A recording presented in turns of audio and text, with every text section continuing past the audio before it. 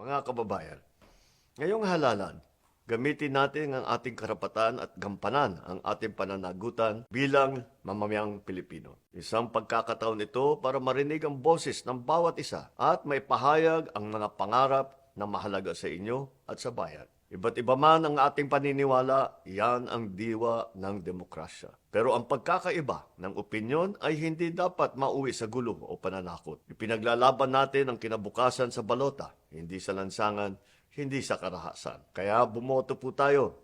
Piliin ang tapat, may malasakit at may kakayahang magsilbi. At sa mga kandidato, igalang natin ang proseso. Tapusin natin ang halalan ng may dangal at katahimikan. Magtulungan po tayo upang mapanatili ang isang maayos, mapayapa at makatarungang halalan. Maraming salamat. Mabuhay ang sambayanang Pilipino. Mabuhay ang ating demokrasya.